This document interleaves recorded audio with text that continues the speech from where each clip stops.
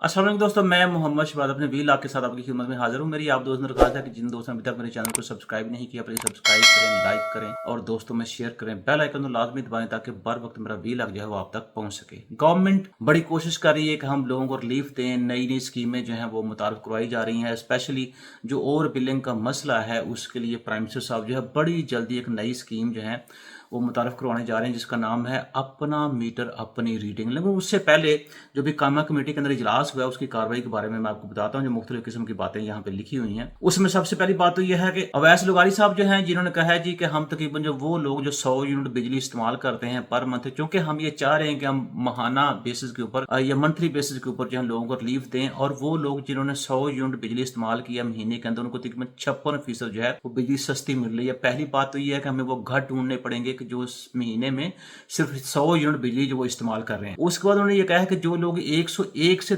200 unit तक बिजली इस्तेमाल करते हैं उनको तकरीबन 48% जो है वो हम बिजली सस्ती या बिजली के अंदर रिलीफ दे रहे हैं। अब मसला ये है कि जो ओवर बिलिंग इसके बावजूद हो रही है उसके ऊपर अभी कोई बात इस तरह से कवर गवर्नमेंट ने नहीं की, लेकिन गवर्नमेंट कोशिश कर रही है कि हम इस मसले को हल करें। अपना मीटर अपनी रीडिंग के नाम से एक स्कीम है, और ये स्कीम इस तरह से होगी कि ऐप जो है गवर्नमेंट एक मुतारफ करवाने जा रही है। गुजारिश बस सार्फिन जो अपने मोबाइल के अंदर वो इंस्टॉल करेंगे और हर महीने जो है वो खुद रीडिंग जो है उस ऐप के अंदर उसको अपडेट करेंगे, और ये फिर ऐप जो है सारी बड़ी इन्फॉर्मेशन जो है वो आपको भेजेगी और उसकी बेसिस पर बिल जो है वो आपको आएंगे। अब देखना यह है कि ये कितनी हद तक कारआमद होता है, लेकिन मेरे हमें एक बात अच्छी है ताकि जो हमें शिकायतें हैं ओवर बिलिंग से वो मेरे ख्याल में किसी हद तक हमारी बहुत कम हो जाएंगी। साथ अवैस लुगारी साहब ने ये कहा कि जो बेनजीर इनकम सपोर्ट प्रोग्राम है उसको भी हम सार्फिन के साथ जोड़ रहे हैं। इसका मतलब ये हुआ कि हुकूमत बिजली के स्लैब्स को तब्दील करने का कोई इरादा नहीं रखती। बेनजीर इनकम सपोर्ट प्रोग्राम का भी डाटा दुरुस्त करने की जरूरत है, और बात उनकी बिल्कुल ठीक है। बहुत से ऐसे लोग जो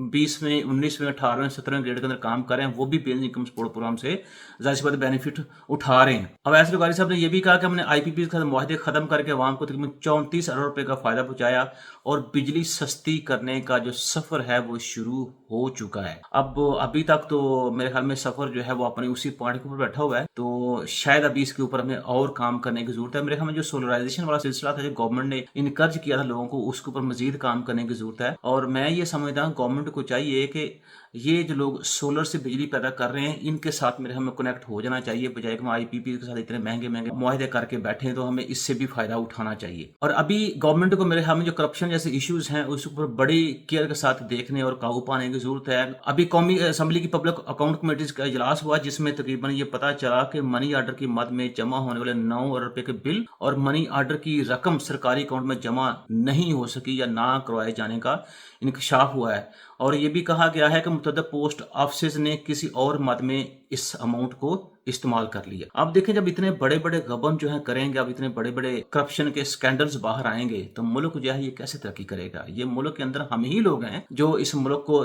जूम की तरह खा रहे हैं, क्योंकि हम अगर प्रॉपरली ईमानदारी के साथ मुल्क को ओन करके अपने काम को रिस्पॉन्सिबिलिटी समझ के अपनी ड्यूटीज को अदा करेंगे तो मुल्क को जो है इसको तरक्की तो लाजमी करनी चाहिए। और अगर नहीं तरक्की हो रही है, जो हम डिजायर्ड मुआशी तरक्की का ट्रैक उस पर नहीं पहुंच पा रहे, तो कहीं ना कहीं तो झोल है, और वो झोल जो है आप देखें आहिस्ता आहिस्ता आपको नजर आ रहे हैं। और दूसरी तरफ जनाब, जैसे पहले मैं आपसे कहा था कि गवर्नमेंट जो है वो इस दफा तनख्वाहदार तबका जो है उसको कुछ खुशखबरी देने की कोशिश कर रही है, और ये कहा गया है कि IMF ने तनख्वाहों में 10%, ये मैंने पिछले वीडियो के अंदर बात की थी, वो रजामंद हो गई है। लेकिन उसके अंदर जो हम अभी तक यहीं पे ठहरते हैं, थोड़ा सा उसको मजीद तफसील से पढ़ा जाए तो गवर्नमेंट ये कह रही है तनख्वाहदार तबका है उसके ऊपर इनकम टैक्स की जो शरह है वो 2.5% कम कर दी गई है। इसी तरह खाम माल पर विद होल्डिंग टैक्स वो भी खत्म किया गया है, और छोटे ताजर जो हैं इनको 1% इनकम टैक्स आयद करने का जो है वो गवर्नमेंट ने इंदिया दिया है। अब थोड़ा मजीद अगर देखा जाए तो हम इसमें जाएं तो ये जो ऊपर गवर्नमेंट ने हमें बताई है परसेंटेज, अब हुकूमत तनख्वाहदारों को रिलीफ देने के लिए इनकम टैक्स स्लैब्स में जो नरमी है उसकी तजावीज़ आई है। वो तजावीज़ क्या है कि वो बंदा जो माहाना 1 लाख रुपए तनख्वाह कमाता है इसके इनकम टैक्स की शरह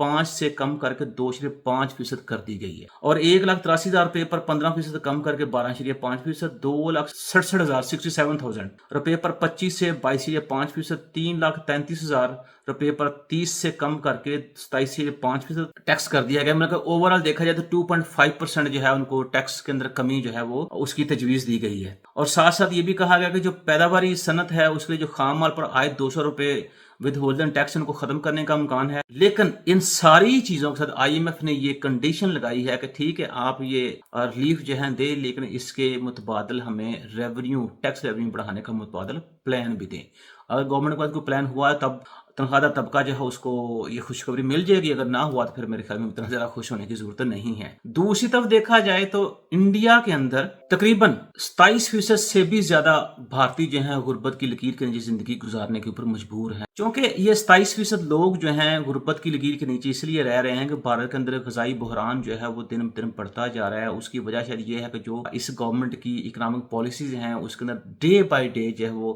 ناکامی دیکھنے کو مل رہی ہے. آل دو انڈیا یہ دعویٰ کرتا ہے کہ ہم دنیا کی چوتھی بڑی معیشت ہیں، لیکن بات یہ ہے کہ اس معیشت کے اندر جو 27% لوگ ہیں اگر وہ غربت کی لکیر کے نیچے زندگی گزار ہیں، جس کا مطلب یہ ہے کہ عام آدمی تک یا جو غریب لوگ ہیں ان تک آپ کی جو چوتھی بڑی اکانومی ہے دنیا کی، اس کی گروتھ کا جو ٹرکل ڈاؤن افیکٹ ہے وہ میرے خیال میں نہیں پہنچ پا رہا. اور ساتھ ساتھ اس رپورٹ کے اندر یہ بھی کہا گیا کہ جو ورلڈ ہنگر انڈیکس ہے اس رینکنگ کے اندر بھارت دنیا کے 105ویں نمبر پہ ہے. اور یہ بھی جو رینکنگ آپ کی آ رہی ہے تو یہ بھی اس چیز کا اعادہ کر رہی ہے کہ جو آپ دعویٰ کر رہے ہیں دیکھ ہم دنیا کی چوتھی بڑی اکانومی ہے، میرے خیال میں وہ اس کو جھوٹا ہی قرار دیا جا رہا ہے. اس کے اندر مزید یہ کہا گیا ہے کہ بھارت کی مجموعی دولت کا 40% صرف 1% امیر طبقہ جو اس کے پاس ہے، مڈل لوور کلاس عوام کے پاس محض 3% دولت ہے، جبکہ تقریباً 17 کروڑ بھارتی شہریوں کو غذائی قلت کا سامنا ہے. آپ دیکھیں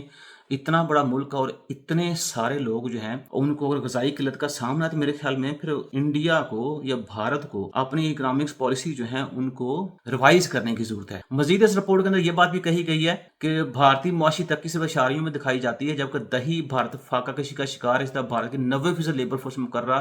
حد سے بھی کم اجرت لیتی ہے. اور یہ بھی کہا گیا ہے کہ یہ سارا کچھ جو ہے اگر ملک کے اندر ان امپلائمنٹ بڑھ رہا ہے، ملک کے اندر ہنگر انڈیکس جو ہے اس میں آپ بدترین صورتحال کے اوپر جا رہے ہیں اور ملک کے اندر غذائی قلت کا سامنا ہے، تو یہ سارے کا سارا جو پلندہ ہے یہ میرے خیال میں جو اس گورنمنٹ کی ناکام معاشی پالیسیز ہیں اس کی طرف جاتا ہے. بجائے اس کے کہ ہم جنگی جنون میں شامل ہو کے اپنے پڑوسیوں کو جنگ جو ہے اس کو مجبور کریں، اس سے بہتر یہ ہے کہ وہ جو پیسہ ہم نے جنگ میں ضائع کرنا وہ پیسہ ہم اپنے لوگوں کی فلاح و بہبود کے اوپر لگائیں. جتنا مرضی آپ دنیا کے اندر گھوم پھر لیں، جو صفاتی سطح پہ آپ کو ناکامی ہو رہی ہے وہ تو ہو رہی ہے، تو میرے خیال میں اس سے سبق سیکھنا چاہیے اور آپ لوگوں کو اپنے ملک کے جو غریب لوگ ہیں ان کی فلاح و بہبود میں اضافہ کرنا چاہیے. پاکستان زندہ باد.